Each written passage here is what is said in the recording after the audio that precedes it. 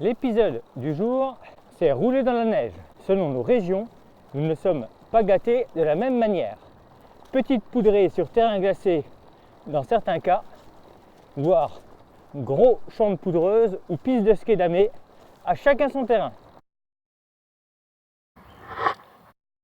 Au niveau du vélo, un petit traitement préventif anti-gel, transmission, pédale automatique et passage de roue est nécessaire.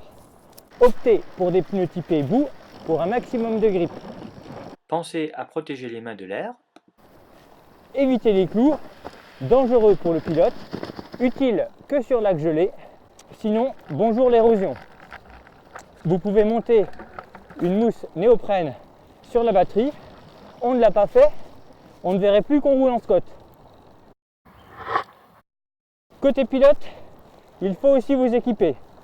0 degré à 25 km/h, c'est du moins 12 degrés ressenti. Nous sommes programmés pour maintenir notre cerveau à plus de 37 degrés, au détriment des extrémités. Pour ne pas avoir froid au bout des pieds et des mains, couvrez-vous la tête. Optez pour des membranes techniques style Gore-Tex, étanches à l'air et à l'eau. Respirabilité pour évacuer la transpiration. Grand confort, même par grand froid. Donc Gore-Tex de la tête aux pieds et accessoire ultime, la cagoule ou le tour de cou. Préférez également des gants avec des manchons longs. Les poignets, comme la nuque et le front, sont les radiateurs du corps. Comme le restant de l'année, n'oubliez pas votre couverture de survie. La nature est encore plus hostile l'hiver.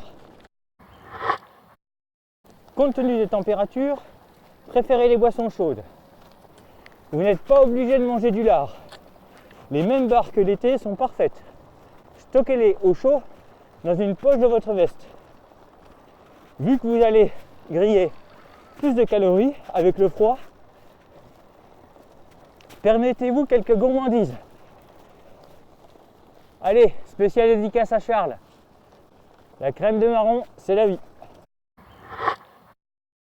Parmi les astuces, si vous avez froid au bout des doigts, utilisez la force centrifuge pour envoyer du sang chaud aux extrémités en effectuant de grands cercles. Pour une pratique dans la poudreuse, protégez les pistons des étriers. Sinon, neige plus chaleur égale eau plus froid égale glace égale piston bloqué. Donc au niveau des étriers, mettez du Chatterton. Au niveau pneumatique, baissez la pression pour moins vous enfoncer et moins user la piste. Rouler l'hiver dans la neige, c'est 2 fois plus fun. Rouler en VTT AE, c'est déjà fun.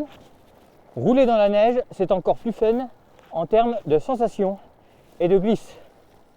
Mais surtout, on rentre propre et l'on travaille la maîtrise de la e-machine. À l'arrivée, démontez votre batterie et votre console, rentrez-les au chaud et attendez 2 heures avant de les mettre en charge. Il faut impérativement que la coque soit à température ambiante pour effectuer une pleine charge. J'espère que ces conseils vous auront été utiles.